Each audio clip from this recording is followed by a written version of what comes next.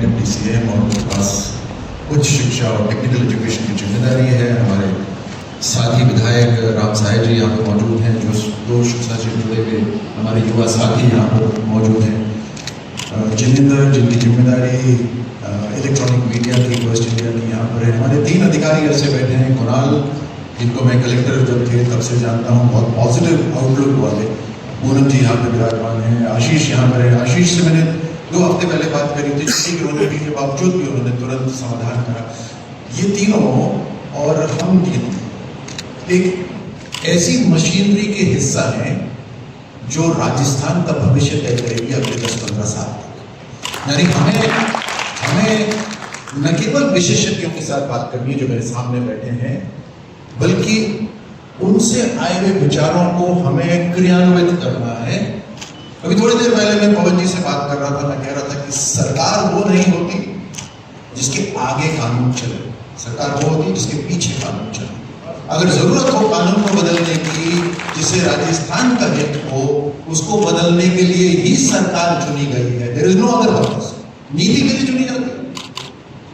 तो that is the reason सरकार विशेषज्ञ आकर यहाँ पर एक ऐसे मीडिया के साथ बात करें जिससे हमारी आपकी चर्चा पूरे प्रदेश तक या देश तक जाए। और उसके लिए मैं पवन जी को धन्यवाद देना चाहता हूँ कि इस तरह का कार्यक्रम का आयोजन करा, हमें आपको बैठकर आपस में बातचीत करने का अवसर दिया।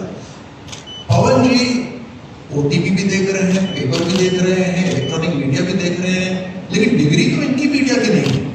ये एक बहुत महत्वपूर्ण एक विषय है समझने का कि आज अगर पवन जी यहाँ पर मौजूद हैं और आप सब विशेषज्ञ जो एजुकेशन से जुड़े हुए हैं, क्या आप जो आज कर पा रहे हैं अपनी डिग्री की वजह से कर पा रहे हैं, या अडैप्टेबिलिटी, लगातार लर्निंग, रेजिलियंस, हार के बावजूद भी आगे बढ़ते रहना, उसकी वजह से टीम बिल्डिंग, कोलैबोरेशन, उसकी वजह से कर पा रहे हैं। और इसी से अगर हम शिक्षा की आज यहाँ बात कर रहे हैं तो बहुत जरूरी है इस बात को भी समझना कि निसंदेह भारत के अंदर बहुत शानदार कॉलेजेस हैं, दुनिया के अंदर नाम रखने वाले कॉलेजेस हैं। मेडिकल एजुकेशन के डॉक्टर्स हमारे भारत के विश्व में जाकर ऑपरेशन और सर्जरीज कर रहे हैं। और मुझे लगता है दुनिया का हर व्यक्ति अगर कहीं सर्जरी या ऑपरेशन कराना चाहता है तो सबसे पहले हिंदुस्तानी को ही ढूंढता होगा। इस तरह की काबिलियत है। जो दुनिया की टॉप कंपनीज हैं, उनके जो सीईओज हैं, वो भारत के कॉलेजेस से पढ़े हुए हैं। राजस्थान एक स्किल और एजुकेशन के अंदर बढ़ता हुआ राज्य है। मार्क माय वर्ड्स, बढ़ता हुआ राज्य है। और इस बात को भी ध्यान रखिए कि जो सीईओज हैं, टॉप सीईओज, उन्होंने प्राइमरी एजुकेशन और बेसिक एजुकेशन करने के बाद जो हायर एजुकेशन है, स्पेशलाइज्ड एजुकेशन है, वो विदेश में करिए। इसका मतलब हमें एक गैप को कवर करना है। और मुझे लगता है आज का जो ये विषय, जहाँ आप सभी बुद्धिजीवी यहाँ पर मौजूद हैं, शिक्षाविद यहाँ पर मौजूद हैं, सरकार के नुमाइंदे यहाँ पर मौजूद हैं, ये केवल एक्सचेंज ऑफ माइंड नहीं होना चाहिए। ये एक प्रतिबद्धता होनी चाहिए कि हमें भविष्य में एक बड़े बदलाव करने हैं। एक ऐसा भविष्य जिसके अंदर एजुकेशन कोई विशेष अधिकार ना हो, बल्कि हर युवा के लिए, हर भारतीय नागरिक के लिए एक बुनियाद हो, एक फाउंडेशन हो। हम 21वीं सदी में ऐसे भी समय में है जहां हमें अपने आप से सवाल करना चाहिए कि क्या हमारी एजुकेशन संपूर्ण है? इज इट लर्निंग और is it mayor exchange of facts? क्या हम करिकुलम तक सीमित हैं या वाकई में लर्निंग कर रहे हैं? ये सवाल बहुत जरूरी है कि क्या हम रोड लर्निंग तक सीमित है या हम कैरेक्टर डेवलप कर रहे हैं? क्या हम केवल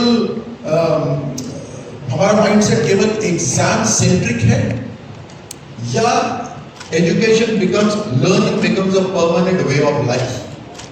ये बहुत जरूरी है। हम अच्छे कॉलेज, अच्छे एजुकेशनल इंस्टीट्यूट और एक एवरेज इंस्टीट्यूट में क्या फर्क है? Infrastructure, faculty. But infrastructure is not limited to brick and mortar, दीवार, कमरा। उस इंफ्रास्ट्रक्चर मतलब ब्रॉडबैंड कनेक्टिविटी, लेबोरेटरी।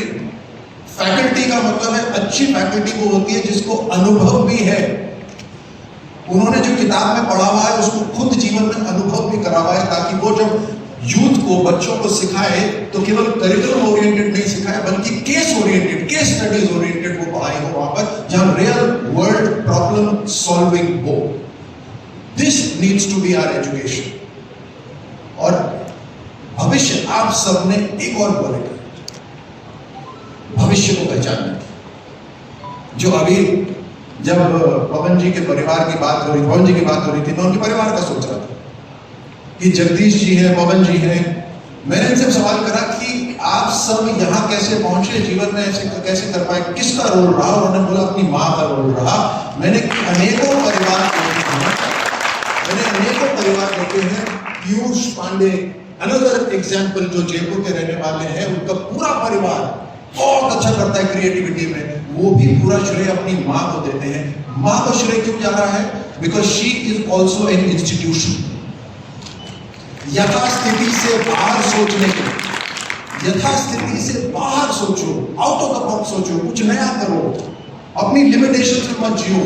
कॉलेज की भी वही रिस्पॉन्सिबिलिटी। आप भी वही इंस्टीट्यूट है जो मां एक इंस्टीट्यूट है। सो ये जिम्मेदारी बहुत बड़ी है। हमें इनोवेशंस के लिए लोगों को, अपने युवाओं को तैयार करना है। हर एक व्यक्ति इनोवेशन नहीं कर सकता, लेकिन हमें उनमें से ढूंढना है। हमें एक ऐसा एटमॉस्फेयर तो बनाना है जहां पर रियल वर्ल्ड प्रॉब्लम सॉल्विंग हो, इनोवेशन हो। आप अपने कॉलेजेस के अंदर जो स्पोर्ट्स के अंदर अच्छा करते हैं, आप उनको पुरस्कृत करते हैं। जो डांस में अच्छा करते हैं, आप पुरस्कृत करते हैं। लेकिन केवल सेलिब्रेट मत करिए, इंस्टीट्यूशनलाइज करिए, ताकि वैसे एक नहीं 100 तैयार हो। हर व्यक्ति के अंदर एकेडमिशियन बनने की काबिलियत नहीं होती। हर व्यक्ति अलग होता है। और मैंने जीवन में देखा है कि कोई भी व्यक्ति ऐसा नहीं है जिसमें कोई काबिलियत ना हो, जिसमें कोई खासियत ना हो।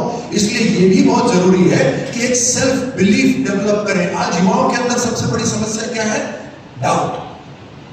मैं कर पाऊंगा या नहीं कर पाऊंगा। आप इस बात को मान लीजिए कि आप और हम जो पहली रो में हैं, पीछे वाले तो युवा हैं जो पहली रो में बैठे हैं, और हम, हमारे युवा अवस्था के अंदर इतना बड़ा विजन नहीं होता था, या एक्सेसिबिलिटी नहीं होती थी। आज एक्सेसिबिलिटी है दुनिया की, और उस एक्सेसिबिलिटी की वजह से दबाव भी आता है।